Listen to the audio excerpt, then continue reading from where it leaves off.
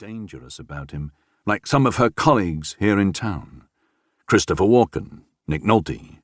And he was broad-shouldered, although that might have been down to the rest of him being so lean. "Uh-huh. Well, they're the ones we want the most," Lucille said, "the ones who don't love us back. The ones we think will love us if we just try that little bit more." "So, what are you doing?" the man asked. "Drink," she said, raising her own whiskey, "and feed cats." What you really want to know, I guess, is who I am. Well, I'm... She drank from her glass while considering which version to give him, the one for parties or the truth. She put down her drink and decided on the latter. Screw it. An actor who played one big role. Juliet, in what remains the best film adaptation of Romeo and Juliet, but which nobody remembers anymore. One big part doesn't sound like much, but it's more than most actors in this town get. I've been married 3 times, twice to well-off filmmakers, who I left with favorable divorce settlements. Also, more than most actors get. The third was the only one I loved.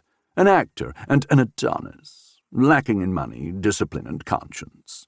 He used up every penny I had, then left me. I still love him. May he rot in hell. She finished the contents of her glass, put it on the bar, and signaled to Ben for one more.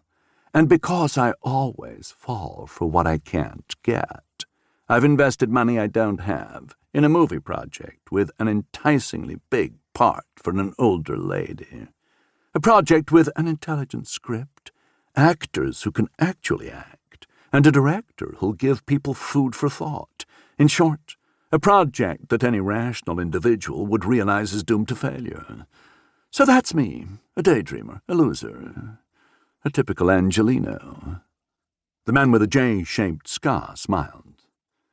"Okay, I'm all out of self-deprecation here," she said.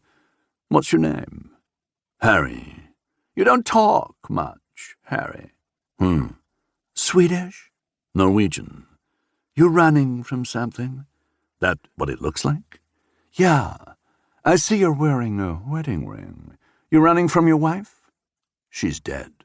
"Ah, you're running from grief." Lucille raised her glass in a toast. "You want to know the place I love the most? Right here, Laurel Canyon. Not now, but at the end of the 60s. You should have been here, Harry, if you were even born then." "Yeah, so I've heard." She pointed towards the framed photos on the wall behind Ben. "All the musicians hung out here. Crosby, Stills, Nash, and... what was the name of that last guy?" Harry smiled again. "The Mamas and the Papas," she continued. "Carole King, James Taylor, Joni Mitchell."